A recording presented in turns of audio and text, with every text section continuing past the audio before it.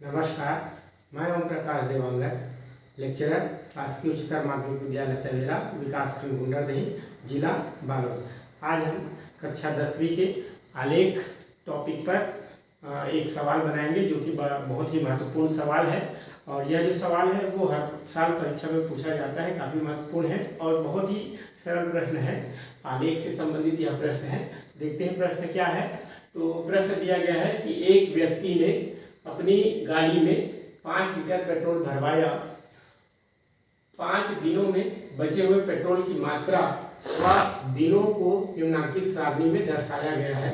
और सारणी इस तरह से है कि दिन, पहला दिन, दूसरा दिन, तीसरा, चौथा और पांचवा, और बचे हुए पेट्रोल की मात्रा। तो पहले दिन 4 लीटर बचता है, दूसरे दिन 3, तीसरे दिन 2, चौथे दिन 1 और पांचवें दिन नहीं बचता है। तो बचे हुए पेट्रोल की मात्रा व दिनों के मध्य आलेख खींचिए। ठीक है, तो इस प्रश्न को हम यहाँ पर अब बनाने वाले हैं। तो इस प्रश्न को बनाने के लिए सबसे पहले हम 2 अक्ष खींचेंगे। एक एक्स अक्ष यहाँ पर और ठीक यहाँ पर से वाई अक्ष खींचेंगे। और वाई अक्ष खींचने के पश्चात हम 1-1 सेंटीमीटर पर निशान लगा लेंगे। स्केल से नाप करके 1 सेंटीमीटर पर, फिर 1 सेंटीमीटर, फिर 1 सेंटीमीटर, इस तरह से 6 निशान यहाँ पर लगा लेंगे। और वाई अक्ष में भी 1-1 सेंटीमीटर की दूरी पर निशान हम लगाएंगे। और निशान लगाने के पश्चात जो दोनों अक्षों का कटान बिंदु है इसे मूल बिंदु कहा जाता है और इसको हम 0 कहेंगे। और उसके पश्चात में हर एक बिंदु को क्रमशः 1, 2, 3, 4, 5, 6 और इधर से 1, 2, 3, 4, 5, 6 यह मान हम दे देंगे। और उसके पश्चात में हम सारणी में आते हैं। तो सारणी में जो ऊपर लिखा है, जो दिनों को बताया गया है, जो दिन है उसे हम एक अक्ष पर रखेंगे। जो अक्षर जो है ऊपर में जो आंकड़ा दिया रहता है उन आंकड़े को हम एक अक्ष पर रखते हैं। इस तरह से यहाँ पर दिन लिख देंगे और क्रमशः 1, 2, 3, 4, 5 और ये हम लिखने के लिए सबसे पहले उसके पहले पैमाना लिख लेंगे।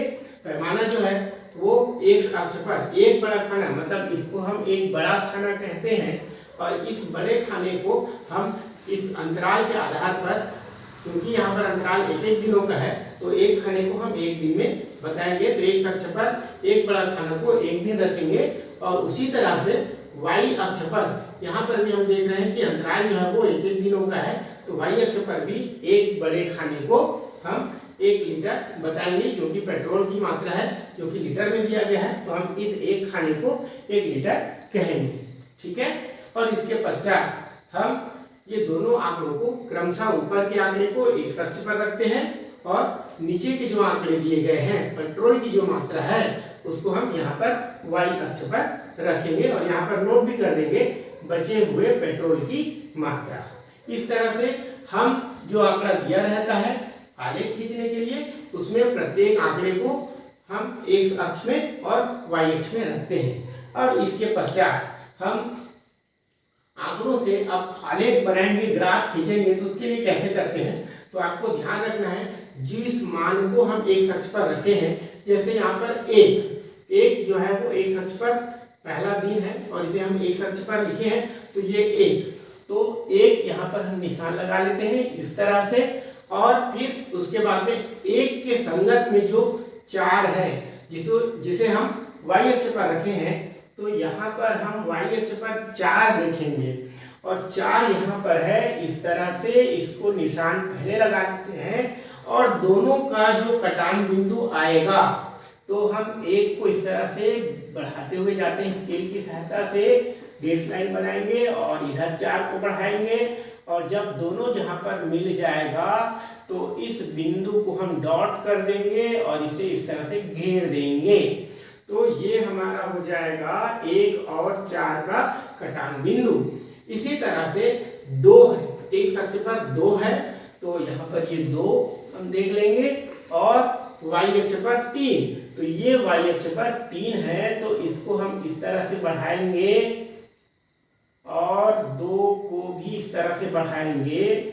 और ये जो है वो यहाँ पर आकर मिलेगा, तो ये जो बिंदु है वो 2 तथा 3 का कटान बिंदु रहेगा। इसी प्रकार से अगला जो बिंदु है वो 3 है एक अक्ष पर, तो ये एक अक्ष पर 3 होगा और वाई अक्ष पर 2।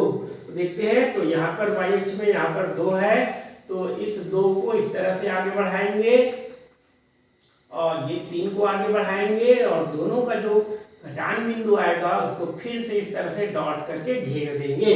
फिर अगला 4 और 1, 4 एक अक्ष में हमेशा ध्यान रखना है, पहला जो बिंदु होता है वो एक अक्ष में रखेंगे और दूसरे बिंदु को वाई अक्ष में।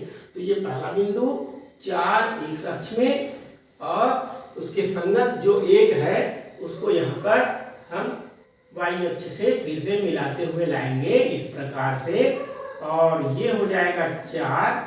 तो ये दोनों का मिलान बिंदु हो जाएगा, कटान बिंदु कहते हैं इसको।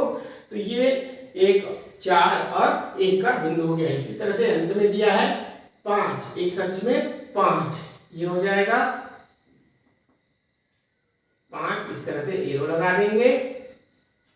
और 0, अब 0 चूंकि यहाँ पर ये मूल बिंदु है तो इसको हमको बढ़ाने की आवश्यकता नहीं है, यही जो बिंदु होगा वो 5 और 0 का बिंदु होगा। तो इस तरह से सबसे पहले तो हम इन संगत बिंदुओं को आलेख में प्रदर्शित करेंगे और उसके पश्चात स्केल लेंगे और स्केल की सहायता से इन सभी बिंदुओं को मिला देंगे जिससे एक सरल रेखा बनेगा इस प्रकार से।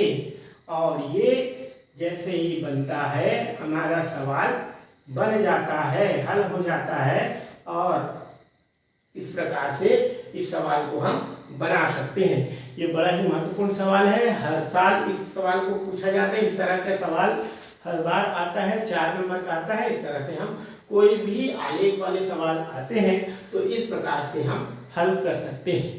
धन्यवाद।